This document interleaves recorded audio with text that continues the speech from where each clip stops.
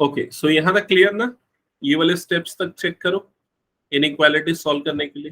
Further क्या होगा, ये 5 अपॉन में चले जाएगा तो 15/5 ग्रेटर होगा x से, मतलब ये आ जाएगा 3, तो x लेस देन 3। इसको हम ऐसा लिखे तो ज्यादा अच्छा होगा, x 3 से छोटा। तो जो बड़ा नंबर है ना उसको राइट साइड लिखो, जो छोटा है उसको लेफ्ट साइड लिखो इनइक्वालिटी के समय। ठीक है, ये चीज क्लियर। अब हम आते हैं नेक्स्ट पार्ट पे, तो इसको इधर शिफ्ट कर देते हैं, तो ये हो जाएगा 4x लेस देन और इक्वल्स टू -24 हो जाएगा। क्लियर? x लेस देन और इक्वल्स टू कितना हो जाएगा? लेस देन और इक्वल्स टू -6, ऐसे ही होगा। तो यहाँ पर क्या आ गया? x लेस देन और इक्वल्स टू -6। यहाँ तक क्लियर है सबको? अब भाई इस चीज को समझो थोड़ा ध्यान से, इसके बाद समझना। हो गया? यहाँ तक नोट कर लिया ना? ये 2 स्टेप हो गए रिया, ये दोनों स्टेप हो गए। अब इसके बाद बड़ा ध्यान से समझना, हम सबसे पहले ना ये नंबर लाइन बनाते हैं, ये हुई नंबर लाइन। ठीक है, इस नंबर लाइन में ना पहली वाली इनइक्वालिटी को मार्क करते हैं, तो ये 3 कहां पर आ जाएगा? 3 यहां पर आएगा। अब क्या लिखा हुआ है? कंडीशन देखो, x लेस देन 3 लिखा हुआ है। लेस देन 3 मतलब 3 से लेफ्ट साइड, मतलब हम ये वाले पूरे लाइन को शेड कर दिए। ठीक है, दूसरी कंडीशन में क्या लिखा हुआ है? देखो, x लेस देन -6, तो -6 कहां पर आएगा? ये। अब लेस देन -6 बोल रहा है, मतलब हम ये वाली कंडीशन चेक करेंगे और इस पूरे को क्या कर देंगे? शेड। समझ में आया? अब दोनों का कॉमन कौन सा है? दोनों का कॉमन कौन सा है? -6 का इंफिनिटी। हाँ, तो ये वाला कौन सा है? -इंफिनिटी से लेके -6। अब -6 इंक्लूडेड रहेगा या नहीं रहेगा? रहेगा। रहेगा। तो ये हो गया आपका आंसर। समझ गए? ये नंबर लाइन में दिखानी है। नंबर लाइन दिखाने की जरूरत नहीं है, मैं तुम लोगों को समझाने के लिए किया हूँ। ठीक है, ओके। और कौन सा क्वेश्चन दूं इसमें से? बता दो। 1 से लेके 6 तक के सारे क्वेश्चन एज इट इज है। 6 में आपको इसी को नंबर लाइन में शो करने बोल रहा है। ठीक है, तो बता दो जो भी करना है। 5 करना है, 4 करना है, कोई भी रैंडमली क्वेश्चन सेलेक्ट कर लो। 5 का सेकंड। 5 का सेकंड कर लेते हैं। ठीक है,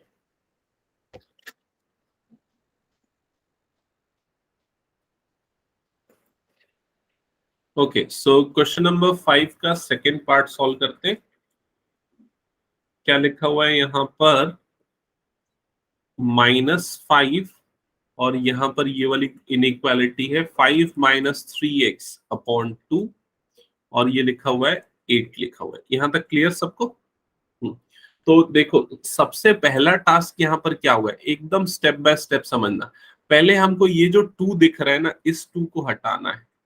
एक एक करके सबको हटाएंगे और हमारा बीच में जो है ना सिर्फ x बचना चाहिए, +x बचना चाहिए, ये ऑब्जेक्टिव है। तो 2 को हटाने के लिए इस पूरी इनइक्वालिटी में क्या मल्टीप्लाई करना पड़ेगा? मल्टीप्लाई बाय 2 करना पड़ेगा। तो मल्टीप्लाई बाय 2 करोगे तो ये क्या हो जाएगा? -10 हो जाएगा। यहाँ पर ये क्या आ जाएगा? 5 - 3x हो जाएगा और ये कितना हो जाएगा? 16। क्या ये पहला स्टेप क्लियर? एक पर्टिकुलर साइड नहीं जा सकता, तो जैसे कि 5 2 जा या फिर 2 8 2 जा। क्या मतलब? मतलब जैसे 2 है तो इधर -5 या इधर 8 के साथ मल्टीप्लाई नहीं कर सकते हैं। दोनों के साथ होगा, वो पूरी इनइक्वालिटी के साथ मल्टीप्लाई होगा, किसी एक के साथ नहीं होगा। ठीक है, ओके। फर्दर अब नेक्स्ट ऑब्जेक्टिव हमारा क्या है? नेक्स्ट ऑब्जेक्टिव है इस 5 को रिमूव करना। तो इस 5 को रिमूव करने के लिए हमको इनइक्वालिटी में क्या करना पड़ेगा? 5 सब्सट्रैक्ट करना पड़ेगा पूरी इनइक्वालिटी से। क्लियर? तो हो जाएगा -10 - 5, ये कितना हो जाएगा? 5 - 3x -5, ये कितना हो जाएगा? 16 - 5। यहाँ तक क्लियर? तो ये हो जाएगा -15 और इस वाले पार्ट में अगर ऑब्जर्व करोगे तो ये दोनों कैंसल आउट हो जाएगा और अब आपके पास क्या बच जाएगा? -3x और यहाँ पर क्या बच जाएगा? 11। क्या ये चीज क्लियर है सबको? अब नेक्स्ट पार्ट में हमको क्या करना पड़ेगा? इस 3 को हटाना पड़ेगा। ठीक है, तो इस 3 को हटाने के लिए, हाँ स्क्रीन फ्रीज हो गई। तुमने वाईफाई से कनेक्टेड हो? तुम हाँ कनेक्टेड हो? बाकी लोगों को स्क्रीन दिख रही है? अब आई। Hello, check 1 2 3। और ये Yes. सदी Okay, चलो आगे बढ़ो। नेक्स्ट स्टेप में क्या करना है हमको, इस 3 को हटाना है। तो 3 को हटाने के लिए क्या करेंगे, डिवाइडेड बाय 3 करेंगे पूरी इनइक्वालिटी में। तो डिवाइडेड बाय 3 जब करोगे तो इनइक्वालिटी देखो क्या हो जाएगी, ये हो जाएगी -5, इधर पे बचेगा -x, और इधर पे ये हो जाएगा 11/3। यहां तक क्लियर। अब लास्ट स्टेप में माइनस तुमको क्या हटाना करना है, है। माइनस हटाना है। तो ये माइनस को हटाने के लिए क्या करना जगह पड़ेगा, माइनस अब हम पूरी इनइक्वालिटी को -1 से मल्टीप्लाई कर देंगे। अब जब माइनस से मल्टीप्लाई होता है ना, तब ये इनइक्वालिटी में चेंज होता है। क्या होता है, साइन चेंज हो जाता है। हाँ, इनइक्वालिटी में रिवर्सल होता है। तो अब ये ऐसा हो जाएगा, समझ में आई ये चीज? ठीक है। अब इसको भी ऐसे लिखो कि सबसे बड़ा नंबर सबसे राइट साइड पे है। तो सबसे बड़ा नंबर कौन सा है, 5, वो आएगा। x उससे लेस देन और इक्वल्स टू है। सबसे छोटा नंबर कौन सा है, -11/3, x उससे ग्रेटर देन और इक्वल्स टू है। मतलब इसका आंसर कितना हो जाएगा, -11/3, 5, जिसमें दोनों के दोनों इंक्लूडेड होंगे। और ये है आपका आंसर। क्या ये समझ में आ गया? सर अगर हम डिवाइड -3 से करते तो भी इनइक्वालिटी रिवर्स करनी पड़ती। मैंने एक्चुअली 2 अलग स्टेप में इसलिए बताया ताकि कंफ्यूजन ना रहे। आप यहीं पर अगर -3 से डिवाइड कर देते तो यहीं पर आपको इनइक्वालिटी रिवर्स करनी पड़ जाती। ठीक है, यस सर। ओके। तो अब हटा दो इस क्वेश्चन को और बताओ इस एक्सरसाइज में कौन सा क्वेश्चन आपको डिस्कस करना चाहते हो। वर्ड प्रॉब्लम सबसे इंपॉर्टेंट क्वेश्चन इस एक्सरसाइज का क्वेश्चन नंबर 8 है। इसको तो मैं बताऊंगा ही। अदर देन दैट 7 क्या है? 7th, नैना, अनुश्री बता दो, 7th एक्सप्लेन कर दो। Sir Yes. इसमें लिखा है ग्राफ दीज वैल्यूज। हाँ, क्या बोल रहे हो? बोल रही है सब नंबर लाइन ड्रॉ करनी है ना इसमें। 7th में, हाँ, मतलब वही नंबर लाइन में शो करना और कुछ नहीं, जैसा मैंने आपको ऑलरेडी एक्सप्लेन किया हुआ है। चलो बता देता हूँ, जितनी देर में डिस्कस कर रहे हैं बता ही दूंगा। तो ये क्या लिखा हुआ है, -1/3 x/2 -1/3। ये मिक्स्ड फ्रैक्शन है ना, 1/6। सॉल्यूशन निकालना है, ग्राफ में शो करना है और कुछ नहीं। तो सबसे पहले ये x/2, ये माइनस कितना हो जाएगा, ये 4/3 हो जाएगा ना। और ये इस तरह से कुछ हो जाएगा। अब इसके बाद आपके पास 2 ऑप्शन है। मल्टीप्लाइंग बाय 3/4 मल्टीप्लाइंग बाय 3/4 नहीं करना है, उससे क्या बेनिफिट होगा? 4/3 करता है। हाँ, लेकिन वो उतना, उससे अच्छा ऑप्शन हमारे पास ये कि एडिशन बाय 4/3 कर दो ना। वो जब मल्टीप्लाई करोगे तो कट के 1 बनेगा, वो हटेगा थोड़े। समझ में आया?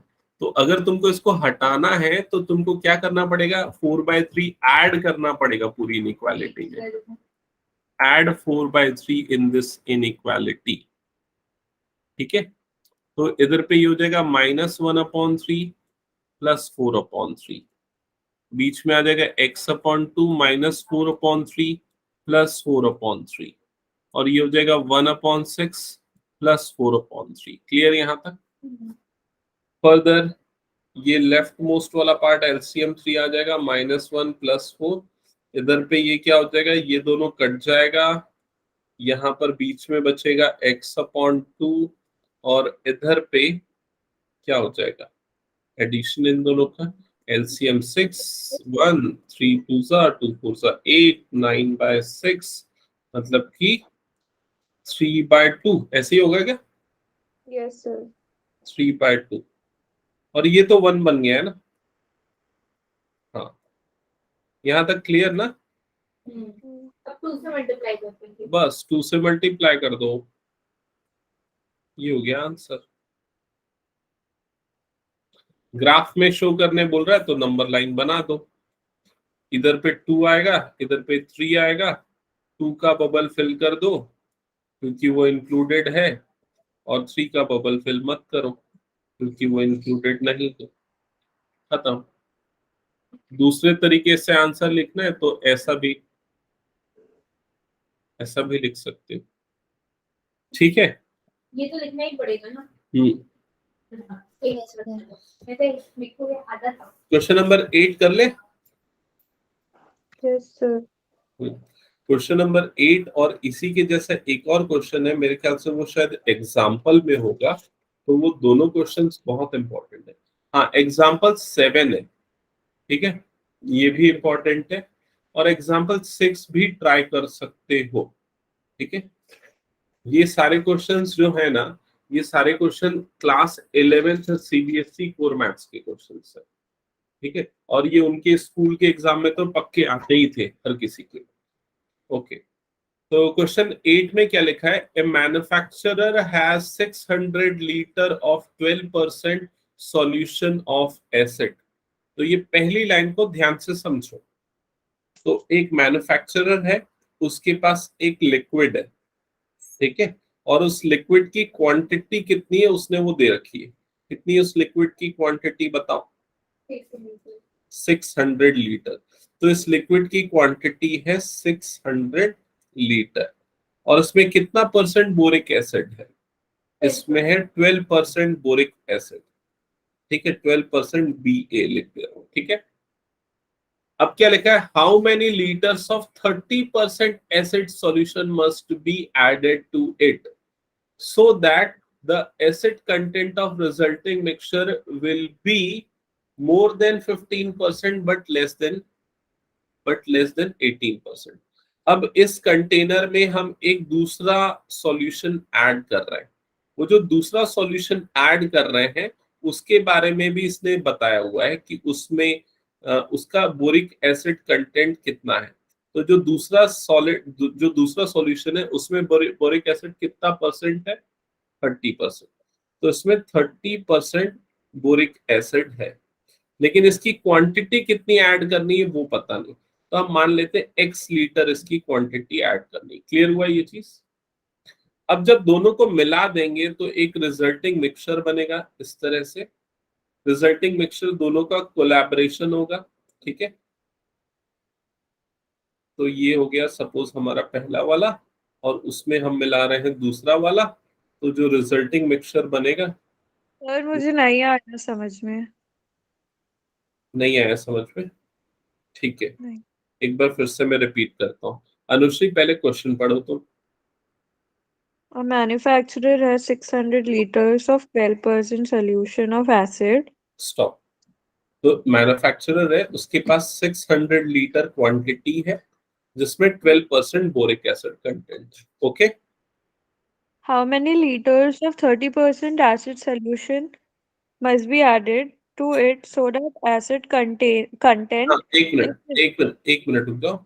How many litres of 30% acid should be mix to it. तो ये वाली चीज को इसमें मिला रहे हैं, समझ में आया?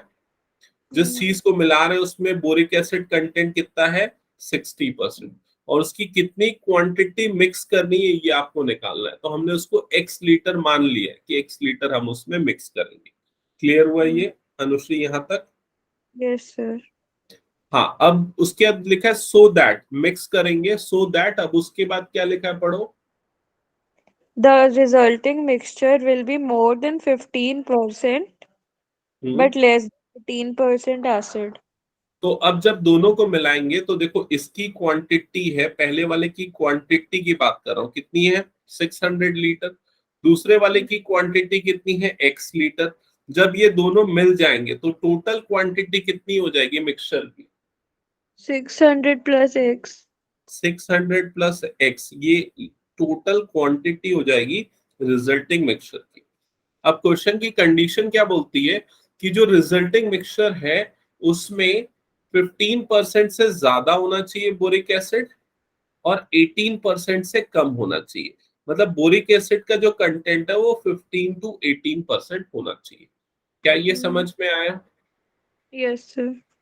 ऐसा होगा ना, देखो एक में 12% बोरिक एसिड है, दूसरे में 30%। जब मिलाओगे तो बोरिक एसिड का कंटेंट बढ़ेगा अब वो कितना बढ़ना चाहिए? 15 से 18% अकॉर्डिंग टू क्वेश्चन। 15 से 18% होगा कि 15 से 18% बढ़ेगा? 15 से 18% के बीच में होना चाहिए, और x की वैल्यू उसके लिए क्या होनी चाहिए, ये पूछ रहा है उसमें। क्वेश्चन सबको क्लियर यहाँ तक? तो मैं आगे बढ़ूं फिर?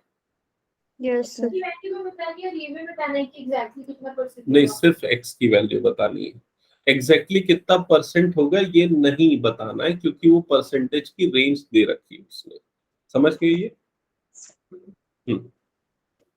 ओके, तब इनइक्वालिटी फॉर्मुलेशन ध्यान से समझना। देखो, हम सबसे पहले मिनिमम कितना एसिड होगा उसका कैलकुलेशन करते हैं। तो मिनिमम उसने कितना बोला? 15%।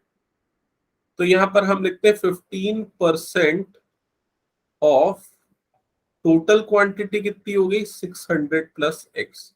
क्या ये समझ में आया? Minimum quantity, minimum acid. और मैक्सिमम कितना एसिड होगा? तो मैक्सिमम कितना बोला उसने? 18%। तो ये कितना हो जाएगा? 18% ऑफ 600 प्लस एक्स। क्या ये समझ में आया? तो बोरिक एसिड जो है वो इन दोनों के बीच में होना चाहिए, इससे बड़ा होना चाहिए और इससे छोटा होना चाहिए। ठीक है, यहां तक क्लियर ना? आगे बढ़ो। अब एक्चुअल में बोरिक एसिड कितना होगा, तो उसके कैलकुलेशन के लिए हम क्या करेंगे? दोनों में इंडिविजुअली बोरिक एसिड की क्वांटिटी निकालेंगे। तो इसमें कितना बोरिक एसिड है पहले वाले सॉल्यूशन में, तो वो कैसे निकलेगा? तो पहले वाले सॉल्यूशन की क्वांटिटी है 1600 और बोरिक एसिड है 12%। तो जगह 12% ऑफ 600, ये पहले वाले का बोरिक एसिड कंटेंट हो गया। समझ में आया? दूसरे वाले में बोरिक एसिड कितना है उसको ऐड कर दो। तो दूसरे वाले में कितना है? 30% ऑफ एक्स। ये वाली लाइन समझ में है कि नहीं बताओ?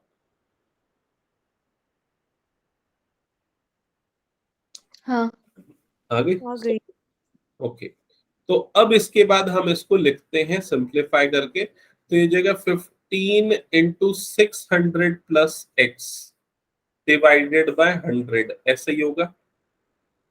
ये हो जाएगा 12 into 600 upon 100 plus 30x upon 100, और ये हो जाएगा 18 इंटू 600 प्लस x अपॉन 100। यहां तक क्लियर सबको? अब सबसे पहले 100 हटाना है, तो उसके लिए क्या करना पड़ेगा? पूरी इनइक्वालिटी को 100 से मल्टीप्लाई कर देना पड़ेगा। समझ में आ गया? तो 100 तीनों का हट गया, तो यहाँ पर कितना बच गया? 15 इंटू 600 प्लस एक्स, और यहाँ पर 12 5 सा कितना हो जाएगा? 12 6 सा कितना हो जाएगा? 7200 प्लस 30x, और यहाँ पर हो जाएगा 18 6 सा कितना होता है? 108 00 प्लस 18x। यहां तक क्लियर? एक्नॉलेज करो। ओके, मेरे ख्याल से मुझे यहां भी ब्रैकेट ओपन कर देना चाहिए था, है ना? तो यहां भी ब्रैकेट ओपन कर देता हूँ। 15 6 90, तो ये हो जाएगा 9000 प्लस 15x। ठीक है, यहां तक क्लियर? अब इस पूरी इनइक्वालिटी को हम दो पार्ट में तोड़ेंगे। पहला पार्ट ये वाला बस लेते हैं, ये वाला हम एक बार में सॉल्व नहीं कर सकते एक्चुअली, इसलिए हम ऐसा कर रहे हैं। ठीक है, तो पहला पार्ट हम ये वाला ले लेते हैं। इस पार्ट को अलग से सेपरेट करके लिखो, तो क्या है ये? 9000 प्लस 15x, और ये कितना हो गया? 7200 प्लस 30x। अब इसको सॉल्व करने के लिए क्या करना पड़ेगा तुमको? 15x को इधर भेजना पड़ेगा, 7200 को इधर भेजना पड़ेगा। तो लेफ्ट साइड में क्या हो जाएगा? 9000 माइनस 7200, इधर पे कितना हो जाएगा? 15x बचेगा। क्लियर? डिफरेंस कितना आएगा? 1800। हम्म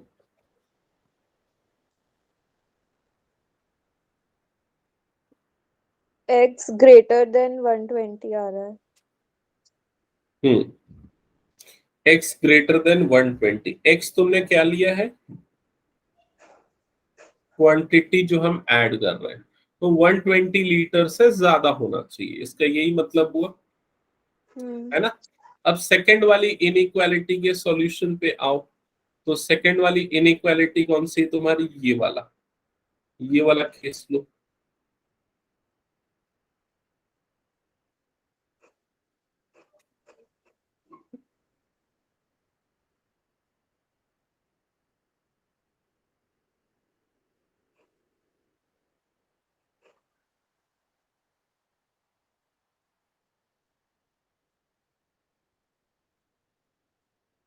कितना आएगा डिफरेंस, 300। 3600 आएगा ना। हाँ हाँ, नहीं, x greater than 300 आ रहा है। अच्छा, x लेस देन 300 ना। हाँ, तो अब दोनों कंडीशन को मर्ज कर दो, तो x की वैल्यू 120 से ज्यादा और 300 से कम होनी चाहिए। दैट्स इट, ये आंसर। समझ गए। ये क्वेश्चन बहुत इंपॉर्टेंट है, बनना चाहिए। और अगला क्वेश्चन मैं होमवर्क दे रहा हूं, एग्जाम्पल नंबर 7, ये आज के आज कर लेना, बता रहा हूं मैं। सेम एग्जैक्ट क्वेश्चन है, नहीं आएगा तुम लोगों को समझ में, ठीक है।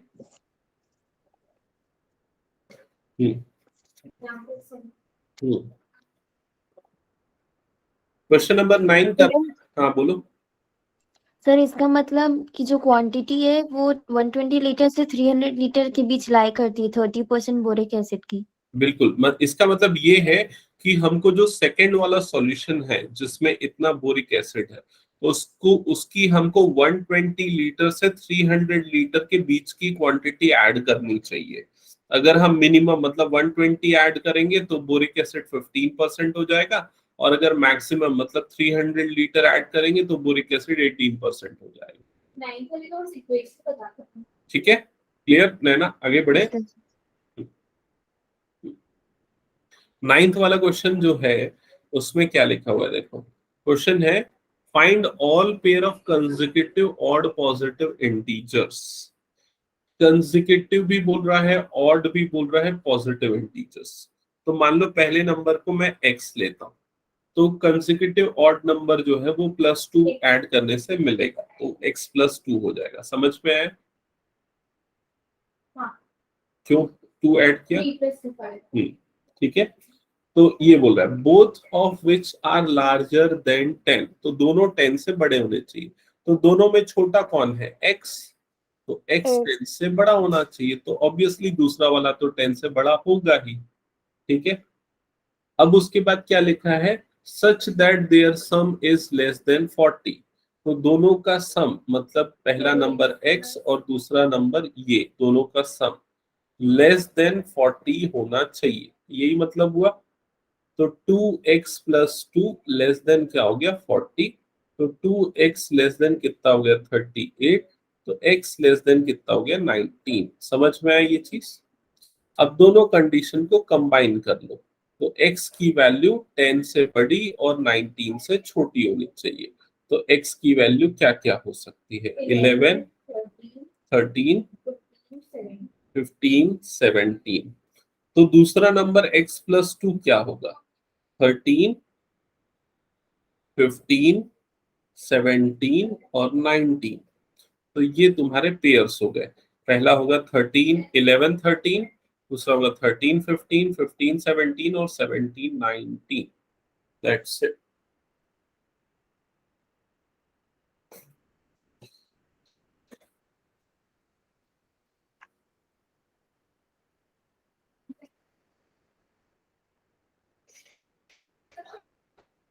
हो गया ये, आगे बढ़े नेक्स्ट एक्सरसाइज में। Yes sir. Okay, next exercise inequality of modulus function है। ठीक है, ये थोड़ी सी ज्यादा डिफिकल्ट लगती यूजुअली बच्चों को, समझना क्या है। देखो पहले तो कुछ मॉडुलस फंक्शन से रिलेटेड टर्मिनोलॉजी में एक्सप्लेन कर देता हूँ, फिर उसके बाद इसकी इनइक्वालिटी पे आएंगे। पहली चीज तो ये कि जो मॉड एक्स जो फंक्शन होता है उसकी वैल्यू दो होती है, एक तो +x दूसरी -x। अगर इनपुट 0 से बड़ा या बराबर है तो पॉजिटिव लेते हैं, 0 से छोटा होता है तो नेगेटिव लेते हैं, ठीक है। ओके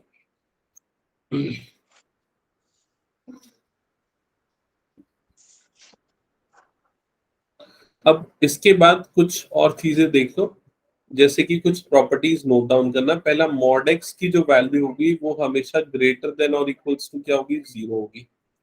सेकंड ये है कि अगर मॉड एक्स की वैल्यू इक्वल टू 0 मिल रही है, it implies that x is equals to क्या होगा, 0। थर्ड प्रॉपर्टी क्या है, mod of minus x is equals to क्या होगा, मॉड ऑफ एक्स के बराबर होगा। ठीक है। फोर्थ प्रॉपर्टी क्या है,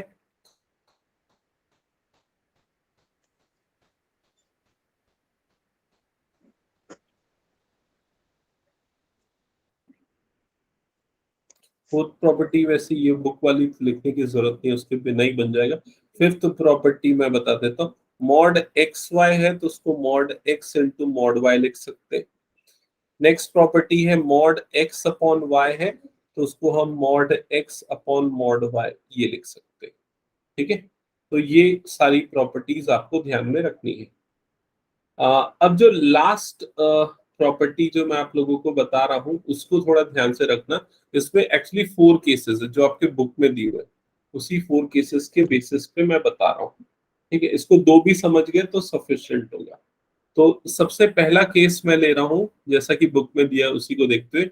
मॉड एक्स अगर लेस देन 1 लिखा हुआ है, ठीक है, इसका मतलब आप क्या समझोगे कि x की जो वैल्यू है ये ग्रेटर देन -1 है और लेस देन +1 है। ठीक है, और अगर मान लो ऐसा लिखा है मॉड x लेस देन और इक्वल्स टू 1, तो इसका मतलब इनइक्वालिटी जो बनेगी ये हो जाएगी। बस इसमें ये दोनों चीजें इंक्लूडेड हो जाएंगी। बाकी नंबर लाइन रिप्रेजेंटेशन तो तुमको पता ही है इसका।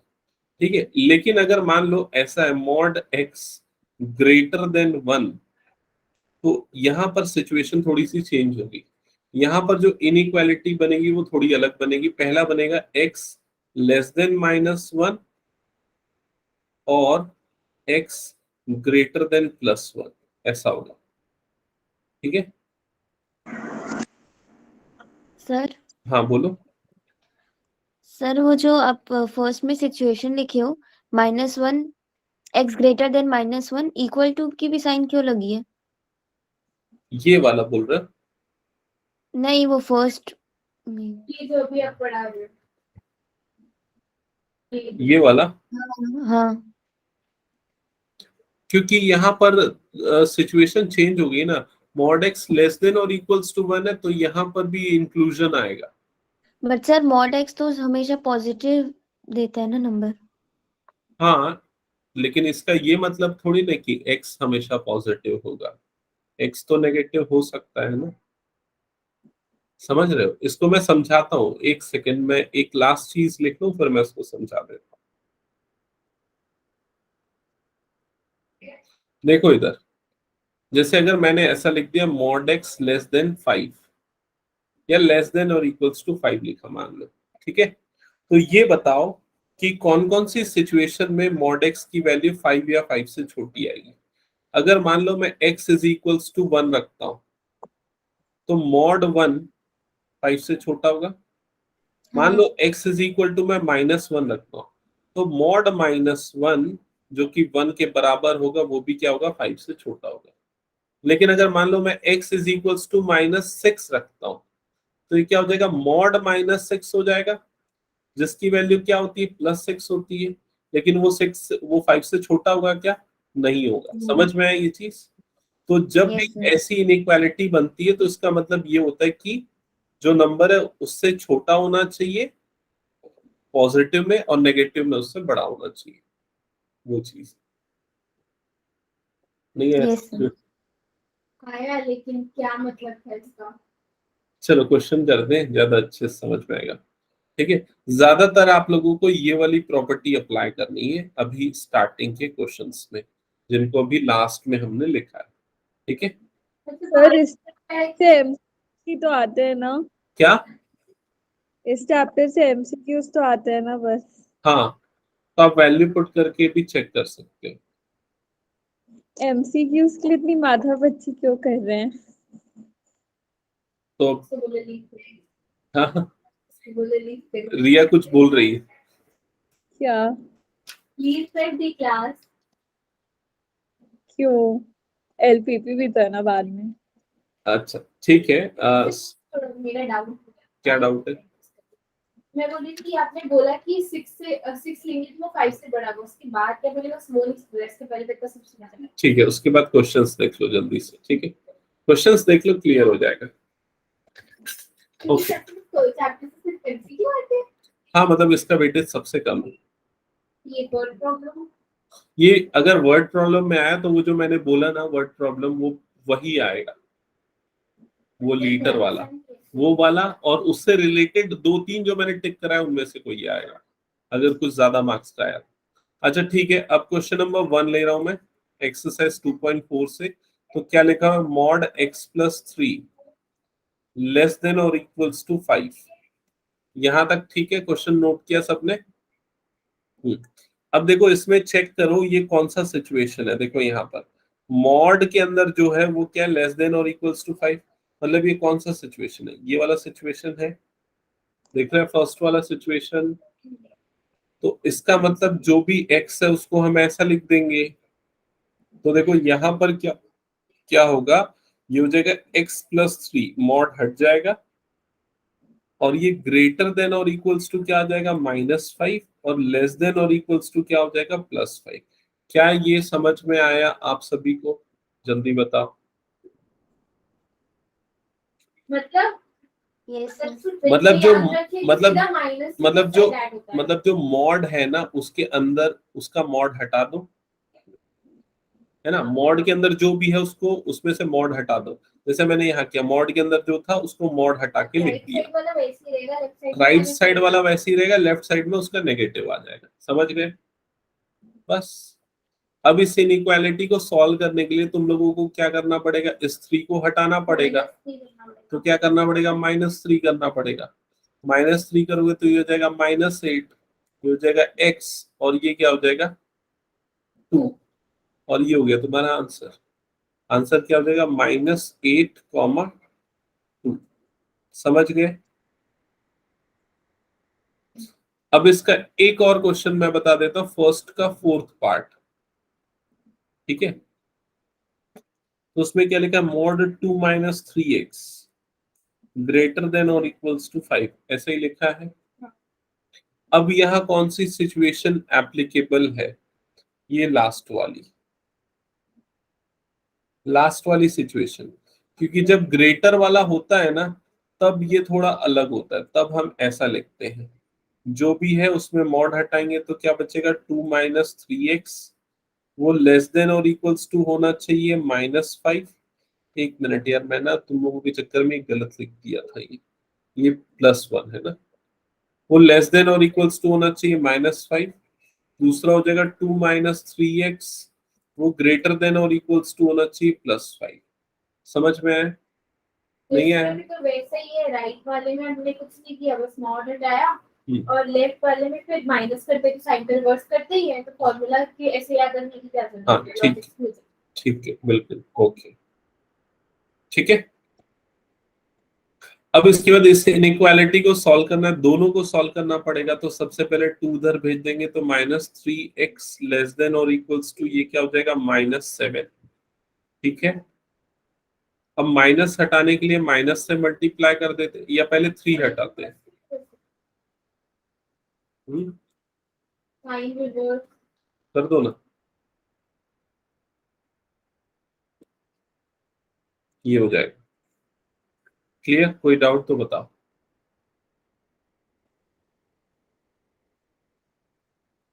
सेकेंड वाली इनइक्वालिटी के लिए इसको इधर भेजते हैं, इसको इधर।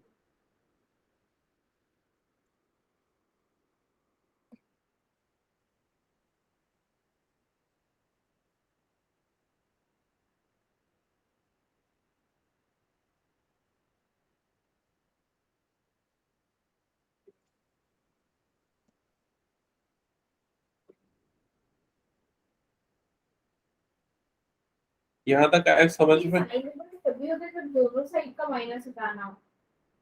हाँ, या फिर अच्छा हाँ, -1 से मल्टीप्लाई करना हो। ठीक है, यहां तक क्लियर हुआ? यस और नो, जल्दी बताओ, यहां तक क्लियर है? अब देखो Yes, sir. इसका आंसर जब तुम लोग रिप्रेजेंट करोगे तो वो कैसे करोगे, तो तुम लोगों को मैं डिटेल में समझा रहा हूं, समझ लो। सबसे पहले यहाँ -1, यहाँ पर 7/3। अब ये वाली इनइक्वालिटी क्या बोलती है कि x 7/3 से बड़ा होना चाहिए। 7/3 से बड़ा मतलब कि इधर।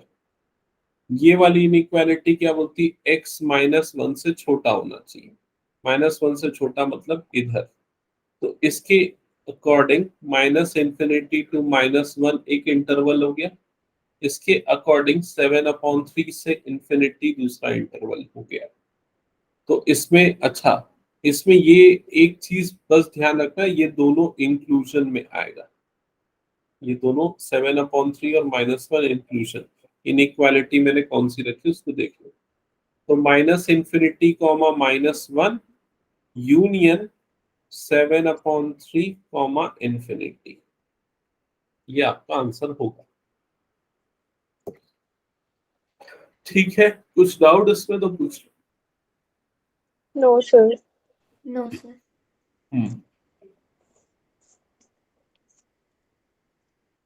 सिमिलरली बाकी क्वेश्चंस भी ऐसे ही सॉल्व होंगे। तो स्किप कर दूं, आगे बढ़ जाऊं तो बताओ। Yes, sir. तो अब Sir, सीधा mod के हाँ, जैसे mod के बाहर कोई डिजिट है तो उससे कुछ इफेक्ट पड़ेगा? जैसे कि क्वेश्चन नंबर 2 4th। नहीं, उसमें उस तुम एक काम करो, 3 को अपॉन में भेज दो, 7/3 हो गया, फिर जैसे सॉल्व करते थे वैसे ही कर दो। क्वेश्चन नंबर 3 को क्वेश्चन नंबर 3 का 4th पार्ट। ओके,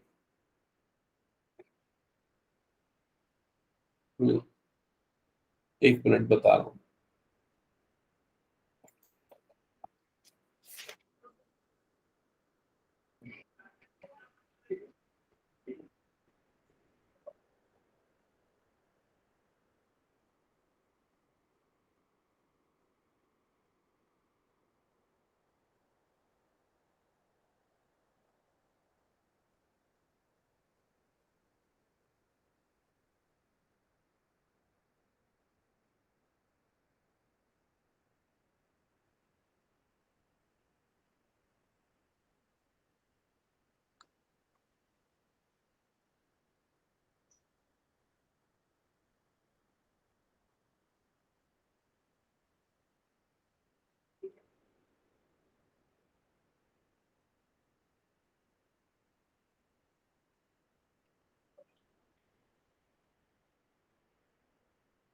देखो, जब भी ऐसे क्वेश्चंस आते हैं ना, तो मतलब जब दोनों तरफ मॉड आ जाए, जैसे कि क्वेश्चन नंबर 3 का सेकेंड पार्ट और फोर्थ, नहीं, थर्ड पार्ट और फोर्थ पार्ट, ये दोनों पार्ट की मैं बात कर रहा हूँ, जब दोनों तरफ मॉड आ जाए, तो ऐसे क्वेश्चंस को सॉल्व करने के लिए ना आप क्या करोगे, स्क्वायर करोगे दोनों तरफ।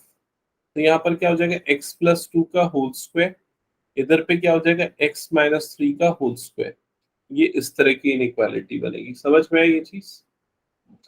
अब स्क्वायरिंग करोगे तो एक्सपांड कर दोगे, a² + b² -2ab, तो -6x बन जाएगा। ये भी हो जाएगा, a² + b² + 2ab, तो +4x बनेगा। यहाँ तक क्लियर? अब ये x² और ये x² कट जाएगा, ये वाला टर्म इधर जाएगा, ये वाला टर्म इधर आ जाएगा। क्लियर हुआ यहाँ तक? तो क्या हो जाएगा, 9 - 4, और यहाँ पर क्या हो जाएगा, 10x होगा क्या? Yes, sir.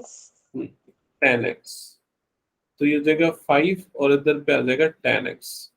तो x ग्रेटर देन और इक्वल्स टू कितना हो जाएगा, 1/2।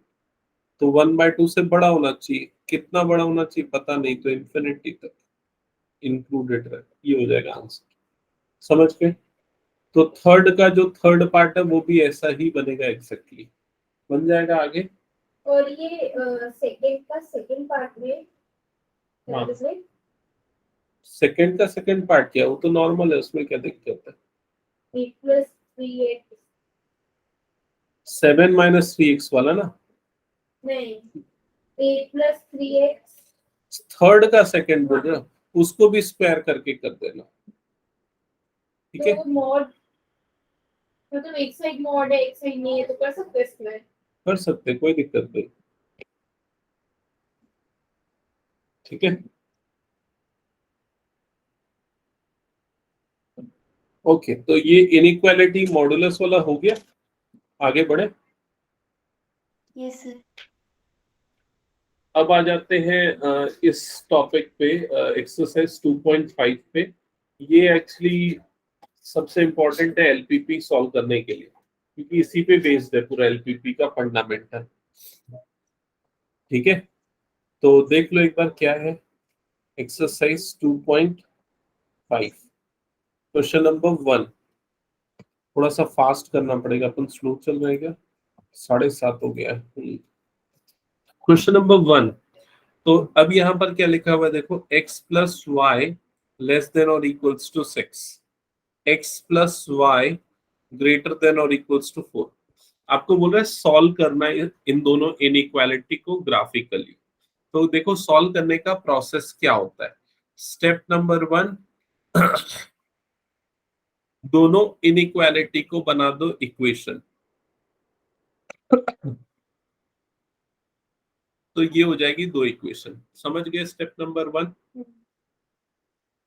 स्टेप नंबर 2, दोनों का ग्राफ बनाओ।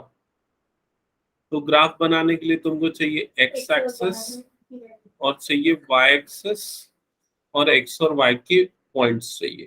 तो जैसे मान लो इसका ग्राफ बनाना है तो इसके पहले पॉइंट्स निकाल लेते हैं, तो उसके पॉइंट्स क्या क्या आएंगे। तो इस तरह से पॉइंट टेबल बना देते हैं, ये एक्स ये वाई, ठीक है। अब x की वैल्यू मान लो मैं रखता हूँ 0, तो y आ जाएगा 4। x की वैल्यू मैं रखता हूँ 4, तो y आ जाएगा 0। तो इसका 2 पॉइंट मुझे ग्राफ में मिल गया। पहला पॉइंट है 0,4 जो कि यहाँ पर आएगा, दूसरा पॉइंट है 4,0 जो कि यहाँ पर आएगा। समझ में आया। मैंने दोनों पॉइंट को ज्वाइन करके पहली वाली लाइन यहाँ पर बना ली। ये यहाँ तक क्लियर सबको।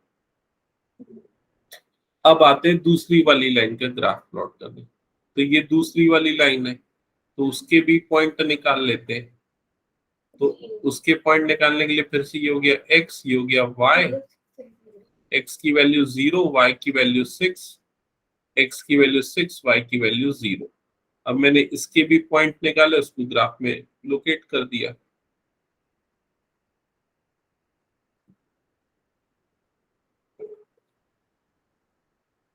ठीक है, दोनों लाइन का नाम भी लिख लो यहाँ पर। तो पहली वाली लाइन को क्या नाम दोगे, ये वाली दूसरी वाली का नाम तो x plus y is equal to 6 है। पहली वाली का नाम x plus y is equal to 4, ठीक है।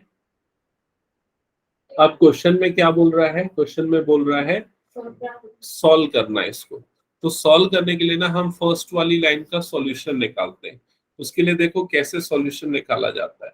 हम पहले उस लाइन, उस इनइक्वालिटी को देखेंगे। तो ये हमारी फर्स्ट वाली इनइक्वालिटी थी, ठीक है।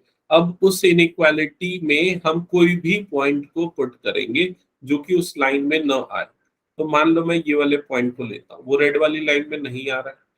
इस वाले पॉइंट का कोऑर्डिनेट क्या है, 0,0। समझ गए। इस वाले पॉइंट को हम यहाँ पुट करेंगे 0,0 को। तो x की वैल्यू 0, y की वैल्यू 0, ग्रेटर देन और इक्वल्स टू 4। समझ गए। तो 0 ग्रेटर देन और इक्वल्स टू 4, क्या ये ट्रू है?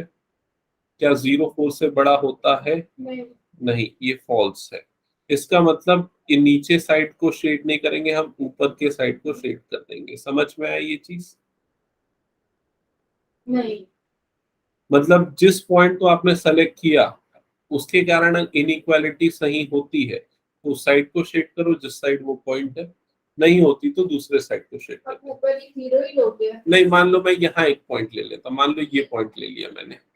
इस पॉइंट का कोऑर्डिनेट मान लेते हैं 100, 100,100 हो सकता है ना, ये 100,100। अब इसको यहाँ पर पुट करके देख लो, 100,100 को पुट करके देखो क्या होगा। 100 प्लस 100 ग्रेटर देन और इक्वल्स टू 4, मतलब 200 ग्रेटर देन और इक्वल टू 4।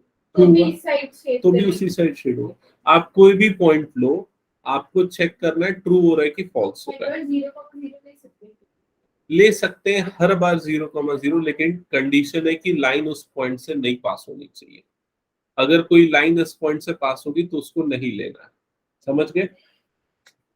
ओके, तो ये समझ में आ गया ना यहाँ तक। तो हमेशा अगर ट्रू हो रहा है तो वाला रीजन, फॉल्स हो रहा है तो दूसरा वाला रीजन। अब हम दूसरी वाली लाइन के लिए भी सेम यही काम करते हैं। तो ये वाली इनइक्वालिटी के लिए कौन सा पॉइंट पुट करना चाहते हो?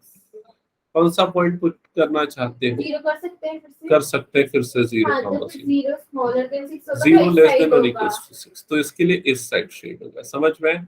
अब दोनों के लिए कॉमन शेडेड रीजन कौन सा आया? तो दोनों के लिए कॉमन शेडेड रीजन ये वाला आया है, ये वाला रीजन। समझ में आया? अब इस चीज के ग्राफ में पड़ेगा कि इसको नहीं, इसको ऐसा बिना ग्राफ पेपर के भी कर सकते हो, ऑफिस में स्केलिंग लेके कर सकते हो। स्केलिंग करना पड़ेगा। तो ये आपका ग्राफिकल सॉल्यूशन होगा। समझ में आई ये चीज? एक और पॉइंट टू बी नोटेड वाली चीज इसमें है, सुनो। अगर मान लो इस क्वेश्चन में दो इनइक्वालिटी और लिख दिया होता है। x, पहली इनइक्वालिटी लिखा होता है x, y ग्रेटर देन और इक्वल्स टू 0। मतलब यही हुआ, ये दोनों x ग्रेटर देन और equals to 0 and y greater than और इक्वल्स टू 0। समझ में है? इसका मतलब क्या हो जाता है? इसका मतलब होता है ये फर्स्ट क्वाड्रेंट की बात कर रहा है, जहां x और y दोनों 0 से बड़े, मतलब कि दोनों पॉजिटिव है। दोनों पॉजिटिव फर्स्ट क्वाड्रेंट में होते हैं ना। तो तब जब आप शेड करोगे तो आप इन दोनों के बीच का रीजन तो शेड करोगे ही, लेकिन सिर्फ वो किस में होना चाहिए? फर्स्ट क्वाड्रेंट में होना चाहिए। तो ये आपका शेडेड रीजन या ग्राफिकल सॉल्यूशन होगा। क्या ये समझ गए? कौन सी कंडीशन में? जब या तो ये लिखा हो या फिर ये लिखा हो। इज इट क्लियर सभी को? ऑनलाइन वाले बच्चे कनेक्टेड है ना? Yes sir. ओके, अब इसमें 4 ही क्वेश्चंस हैं, बाकी तुम लोग बता दो कौन सा मैं बता दूं इसमें से। सर सेकंड वाले में y ग्रेटर देन 1 लिखा है। हाँ बिल्कुल सही, वही वाला बता दे। तो सेकंड वाला ग्राफ सीधा बताऊं क्या मैं? इक्वेशन और ग्राफ। पहला है 2x plus 3y less than और इक्वल्स टू 12। अगला है x ग्रेटर देन और equals to 2, y greater than और इक्वल्स टू 1। तो देखो, सबसे पहले तो ये बन गया हमारा x एक्सिस, ये बन गया हमारा y एक्सिस। इसको जब इक्वेशन में बदलोगे तो इससे तुमको 2 पॉइंट मिलेगा। जब एक मिल जाएगा, x और y ऐसा रखोगे ना, x 0 रखोगे, y आ जाएगा 4, y 0 रखोगे, x आ जाएगा 6। तो ये 2 पॉइंट मिल जाएंगे, ग्राफ बनेगा कुछ ऐसा।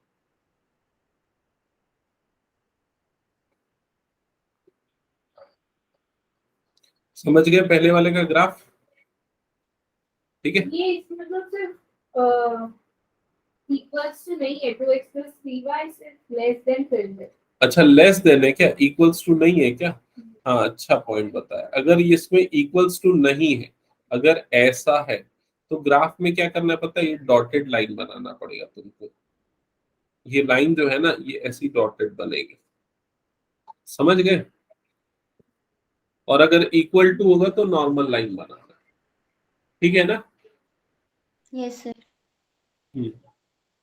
तो ये समझ लो, अगर ऐसा या ऐसा है तो डॉटेड लाइन बननी है, या फिर इक्वल्स टू भी है तो नॉर्मल लाइन बननी है। बस ये इसको हमने सॉल्व कैसे किया है? इसको जैसे x ग्रेटर देन और इक्वल टू को कैसे दिया होगा? अभी तो मैंने सॉल्व ही नहीं किया, अभी मैंने इसको इक्वेशन बनाया, उससे पॉइंट निकाले, उससे ग्राफ बनाया। नहीं है समझ में लिया? अब ये नीचे वाली लाइन पे है। अब देखो x, पहले तो x इज इक्वल टू 2 बना देते। अब ये बताओ कितने लोगों को पता है x इज इक्वल टू 2 जो लाइन बनेगी उसका ग्राफ कैसा बनेगा? x y एक्सिस 0 ले लेंगे। एक मिनट नहीं, मतलब रिया गलत बोल रही है। और कौन बोल रहा है ऑनलाइन में? बताओ जल्दी। y 0 ले लेंगे और वर्टिकल लाइन आ जाएगी। वर्टिकल लाइन आएगी, एग्जैक्टली। ये जो वर्टिकल लाइन होती है ना, ये हो जाएगी x is equal to 2। x is equal to -2 होता तो इधर बनती वर्टिकल लाइन, समझ गए ना। y इज इक्वल्स टू 1, ये हॉरिजॉन्टल लाइन बनेगी। तो y इज इक्वल्स टू 1 वाली जो लाइन होगी वो कुछ ऐसी बनेगी। एक मिनट ना, मैं थोड़ा सा सोच रहा हूँ कि ये जो पॉइंट है ना इसके नीचे बनेगी या इसके ऊपर बनेगी। क्या? ये वाली line y is equal to 1 वो कैसे समझ में आएगा पता है? ये वाले पॉइंट का कोऑर्डिनेट निकालो। कैसे निकलेगा ये वाले पॉइंट का कोऑर्डिनेट? तुमको इसकी इक्वेशन पता है? इसकी इक्वेशन पता है? 2x + 3y = 12। तुमको इस पॉइंट का x कोऑर्डिनेट तो पता है 2 है। यहाँ पर x की जगह पे 2 रखो तो कितना हो जाएगा 4, उधर जाएगा तो 8, तो y की वैल्यू कितनी आ जाएगी 8/3। इसका मतलब वो जो लाइन बनेगी वो इसके नीचे बनेगी, समझ में आएगी नहीं? ऐसे बनेगी। हाँ क्योंकि वो 2 पॉइंट्स हैं। हाँ ठीक है। अब यहां तक सबको समझ में आ गया ना ग्राफ बनाना। अब देखो Yes, sir. इनइक्वालिटी टेस्ट करते हैं। तो यहाँ पर ये वाली इनइक्वालिटी में सबसे पहले बोलता हूँ x 2 से बड़ा होना चाहिए। 2 से बड़ा मतलब किधर होना चाहिए? इसके राइट साइड में, समझ गए। दूसरा क्या बोलता है? y 1 से बड़ा होना चाहिए। y 1 से बड़ा मतलब इसके ऊपर होना चाहिए, समझ में। तो दोनों का कॉमन कौन सा आ गया? ये वाला आ गया दोनों का कॉमन, समझ में है कि नहीं? ये वाला। ठीक है। अब हम ये जो छोटी डॉटेड लाइन है ना उसके लिए भी चेक करते हैं। तो डॉटेड सर, लाइन के लिए हाँ बोलो। ना हाँ ये जो आपने शेडेड रीजन निकाला ये वापस समझा दो एक बार। तो बस एक छोटा सा ट्रायंगुलर रीजन है ना वो है आंसर। हाँ सही बोल रहे हो, उसको एक मिनट समझा दूं मैं। हाँ एक सेकेंड ना, ये पेन इरेज क्यों नहीं कर रहा है?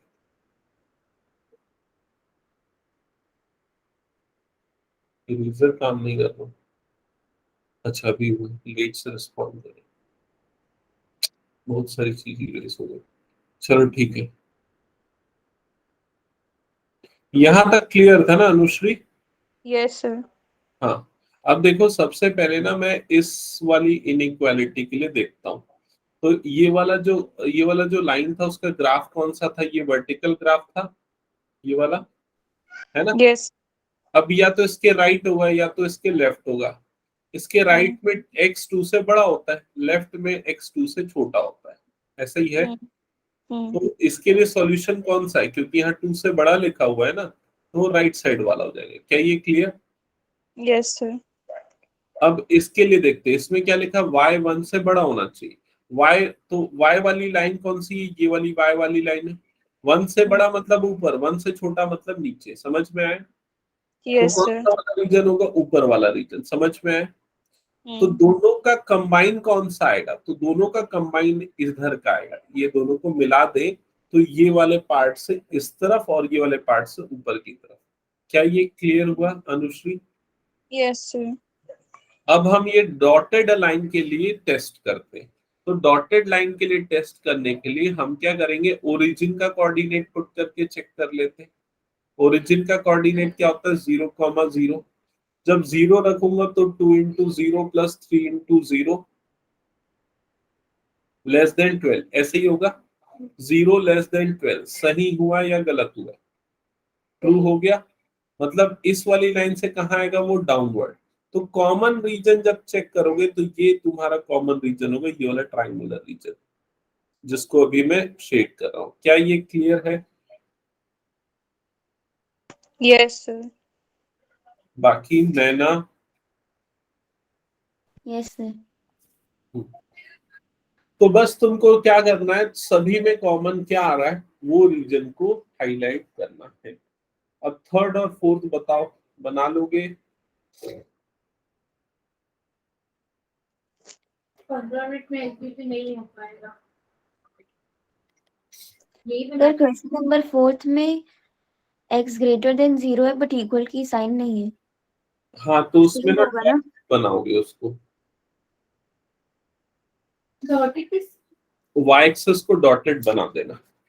देखो ना उसके आंसर में वाई एक्सिस में वो डॉटेड किया हुआ उससे, देखो किया ना वाई एक्सिस में वो डॉटेड दिख रहा है पीछे वाले पेज में। Yes sir. हाँ, अरे फोर्थ का आंसर चेक करो ना। अच्छा एक्सिस भी डॉट करते हैं। हाँ अगर उसमें नॉट इंक्लूडेड है तो ठीक है। ओके अब आगे चले के एलपीपी कर ले अपन। सर अभी हो जाएगा? कुछ क्वेश्चंस कर लेते और कुछ मैं तुम लोगों को होमवर्क देता हूँ।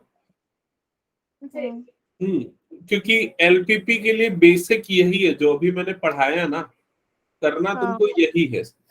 अनुश्री ने तो अटेंड किया भी है, नैना ने भी एक दो बार अटेंड किया। मैंने किया था एलपी वाला अटेंड। चलो एलपीपी क्या ठीक है, चलो एलपीपी ओपन करो, कहाँ पर है जल्दी बताओ। अच्छा हाँ निश्चित ने तो अलग से ही किया था फिर। 703 पेज नंबर। 703। तो इसमें एक्सरसाइज फर्स्ट एक्सरसाइज चेक करते हैं। इसमें कुछ टर्मिनोलॉजी है जो मैं क्वेश्चन के साथ ही तुम लोगों को बता दूंगा, चलेगा ना। Objective function, constraint, physical solution, physical region, corner points. मैं इसका वीडियो भी नहीं देखूंगी, बहुत टाइम लगा वीडियो देखने में। कौन सा कंप्लीट किया तुमने? कौन सा क्वेश्चन? किसका वीडियो बोल रहा है? प्रोबेबिलिटी अब बोले थे ना एक बार। हो गया कंप्लीट, बन गया, स्ट्रांग हुआ कि नहीं हुआ?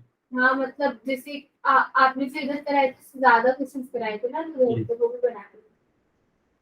तो पेज नंबर नॉर्मल 726। वाला बाकी है, एक वीडियो बाकी। ओके पेज नंबर 726 ओपन करो। 15.2 एक्सरसाइज। 15.1 क्या मैंने नहीं देखा, क्या है 15.1? ऐसी कुछ होगा। बाप रे, इससे आता है वर्ड प्रॉब्लम 5 मार्क का। वेरी गुड, चलो बहुत अच्छा है, तुम लोग स्कोर कर लोगे फिर 5 मार्क्स कम से कम। स्टार्ट करें क्वेश्चन सॉल्व करना। Yes sir. सीधा वर्ड प्रॉब्लम में स्टार्ट करता हूं, तो कौन से क्वेश्चन से करें? 9 से करें क्या?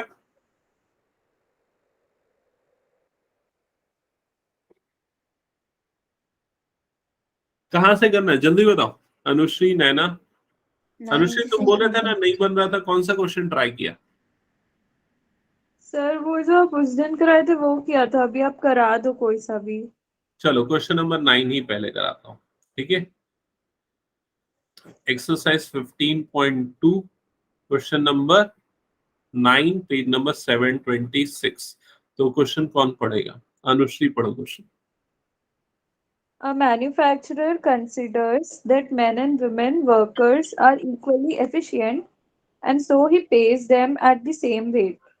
तो He पहले has एक मिनट, हर एक क्वेश्चन को ना पार्ट बाय पार्ट पढ़ो सो दैट आप सेगमेंट समझ पाओ। तो पहली लाइन का सेंस समझ में आ गया।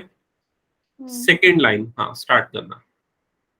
he has 30 and 17 units of workers, male and female, and capital respectively, which he uses to produce two types of goods A and B. Okay तो यहाँ पर ये मेरा रफ वर्क है, वो दो टाइप के गुड्स प्रोड्यूस करता है और वो कौन से हैं? एक ए है और दूसरा क्या है? बी। और उसके पास 30 मेल वर्कर्स हैं और 17 फीमेल वर्कर्स हैं। ठीक है, तो यहाँ पर वर्कर्स को भी मैं इस तरह से लिख देता हूँ, 30 मेल है और कितनी फीमेल है? 17 फीमेल वर्कर्स हैं। ठीक है, आगे पढ़ो। Yes, sir. To produce 1 unit of A, 2 workers and 3 units of capital are required. Okay एक मिनट, क्या लिखा हुआ है? 17 यूनिट ऑफ वर्कर्स, इसमें लिखा है to produce 1 unit of A, 2 workers and 3 units of capital are required, while 3 workers and 1 unit of capital is required to produce 1 unit of B. Okay. ये अब कल भी करा होगा।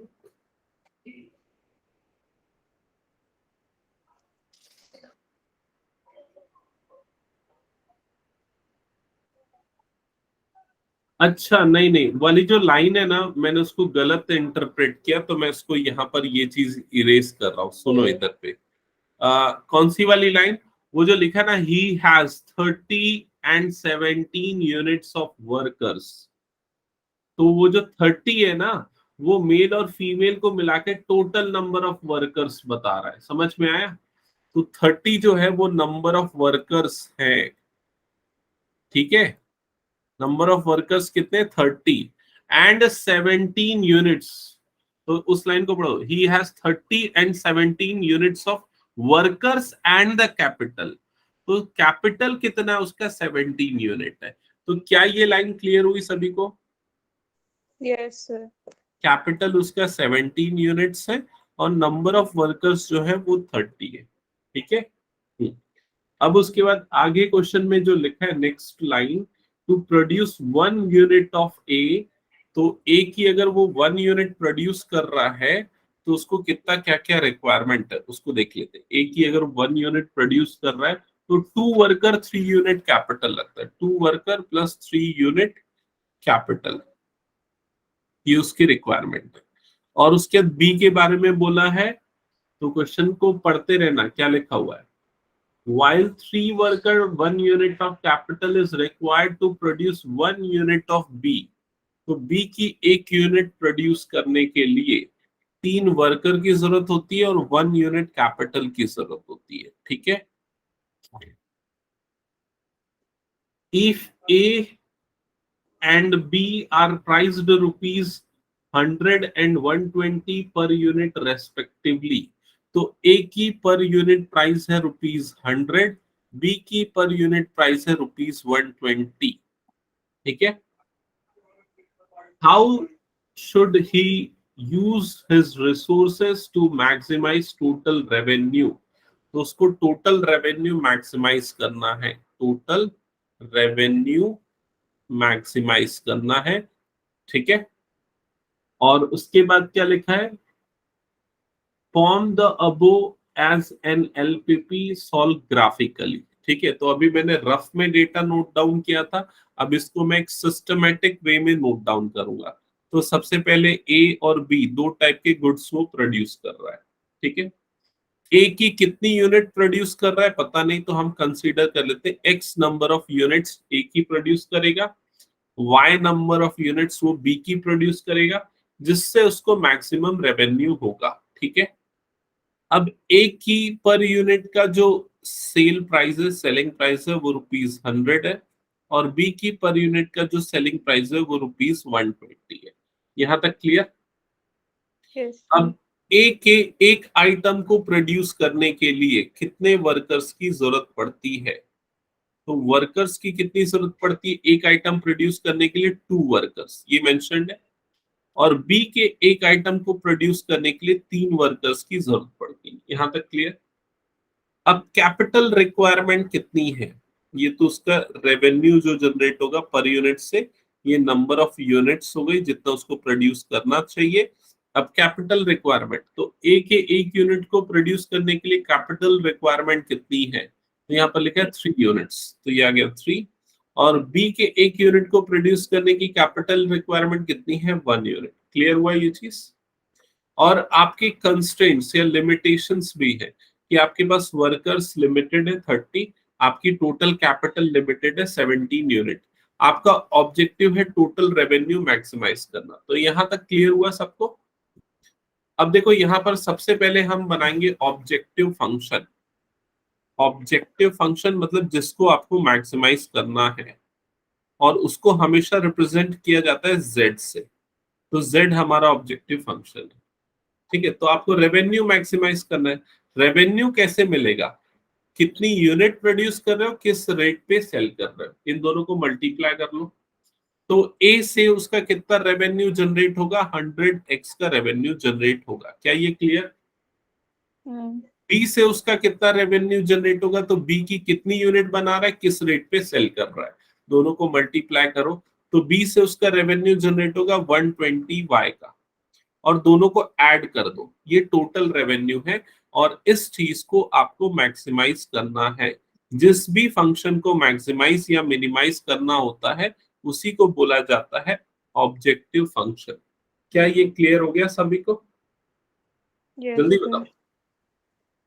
अब उसके बाद आते हैं कंस्ट्रेंट्स। कंस्ट्रेंट्स मतलब जो आपकी लिमिटेशंस हैं, जैसे कि यहाँ पर वर्कर्स लिमिटेड है, कितने वर्कर्स है?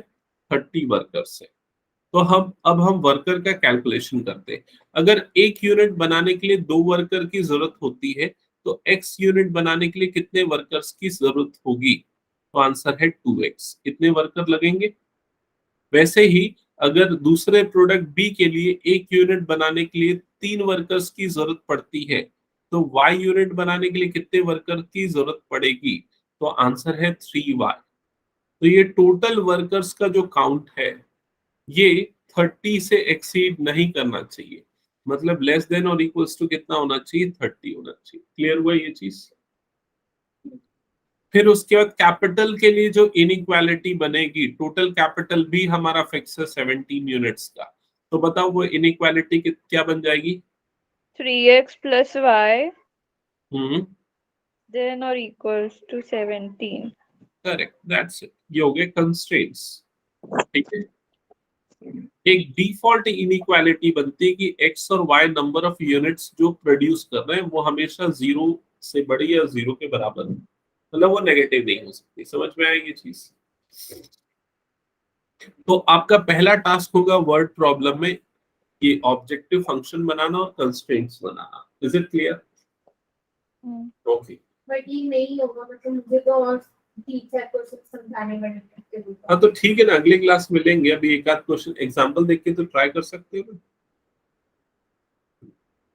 अब हम क्या करेंगे? अब हम इन इनइक्वालिटी का सॉल्यूशन निकालेंगे, इन सबका सॉल्यूशन निकालेंगे। तो इनका सॉल्यूशन कैसे निकालेंगे? जैसे हमने पिछली एक्सरसाइज में किया था। सबसे पहले हम ऐसा ग्राफ बनाएंगे, ये हो गया एक्स एक्सिस, ये क्या हो गया? Y axis. ठीक है, अब इसको पहले इक्वेशन में बदल देते हैं, 2x + 3y is equals to 30। ठीक है, अब इसका टेबल बना के कोऑर्डिनेट निकालते हैं, ये हो गया x, ये हो गया y। 0 x 0 रखूंगा तो y कितना आ जाएगा? 10। 10. और x 15 रखूंगा तो y कितना आ जाएगा? 0. तो ये मैंने 2 पॉइंट निकाल लिए, 0, 10 और 15, 0। ये मैंने इसकी लाइन बना दी। ठीक है, और इस लाइन का नाम दे दिया 2x + 3y is equals to 30। ठीक है, अब इसका सॉल्यूशन कौन सा होगा, नीचे या ऊपर? तो उसके लिए इसमें 0 0 पुट करके टेस्ट कर लो। 0 0 पुट करोगे तो 0 लेस देन और इक्वल्स टू 30 ट्रू हुआ, मतलब इसका सॉल्यूशन किधर पे आएगा? डाउनवर्ड्स आएगा, नीचे की तरफ।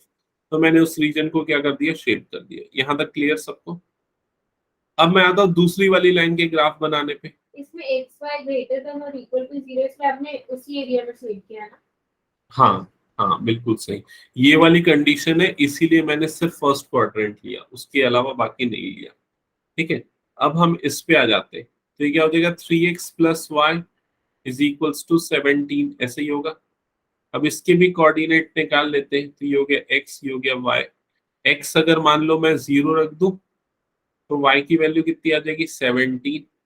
तो 0, 17 मतलब वो यहाँ कहीं आ जाएगा, 0, 17। और अगर मान लो मैं y की वैल्यू 0 रख दूं तो x की वैल्यू कितनी हो जाएगी? 17/3। इसकी वैल्यू कितनी होती है? 5 पॉइंट समथिंग होती है, जो कि यहाँ पर कहीं आएगा। जब मैं इसका ग्राफ बनाऊंगा तो इसका ग्राफ ऐसा बनेगा। समझ में आया? पेपर में बनाएंगे तो हम भी ऐसे ही बना देंगे ना, हाँ, बना देना, एकदम वैल्यू। चलेगा। अब इसका सॉल्यूशन रीजन कौन सा होगा निकालो। तो 0 0 पुट करके टेस्ट करो। हाँ, जब 0 0 करेंगे तो ये क्या आ जाएगा? 0 लेस देन और इक्वल्स टू 17, मतलब ये भी डाउनवर्ड्स है। इसके रीजन को भी शेड कर दो। अब तो इसके रीजन को भी मैंने शेड कर दिया। समझ में आया? अब जो दोनों का कॉमन रीजन है वो हमारा सॉल्यूशन है। तो दोनों का कॉमन कौन सा है? ये वाला रीजन है, ये हमारा सॉल्यूशन रीजन होगा। समझ में आया? ये काम तो ऑलरेडी हमने कर दिया था सेकंड चैप्टर में। ठीक है, इस रीजन को बोला जाता है feasible region. Feasible region. Theory आती है और एलपीबी में वो जो न्यूमेरिकल इनइक्वालिटीज है उसकी भी थ्योरी आती है। 1 मार्क का क्वेश्चन ऐसा फिजिबल रीजन इस टाइप का पूछ सकता है टर्मिनोलॉजी से तो रिलेटेड। जो उस वाले उसकी थ्योरी देखने से हो गया। अब जो फिजिबल रीजन होता है इनके कॉर्नर पॉइंट्स को मार्क करके आइडेंटिफाई करते हैं। तो एक कॉर्नर पॉइंट वो है जिसका कोऑर्डिनेट है 0 0, दूसरा कॉर्नर पॉइंट ये है जिसका कोऑर्डिनेट है 17/3, 0, तीसरा कॉर्नर पॉइंट ये है, इसको ए दे देते हैं, इसका नाम बी दे देते हैं। बी का कोऑर्डिनेट निकालना पड़ेगा और वो कैसे निकलेगा, ये दोनों इक्वेशन को सॉल्व करने से। तो ये दोनों इक्वेशन को सॉल्व करो और कोऑर्डिनेट निकालो।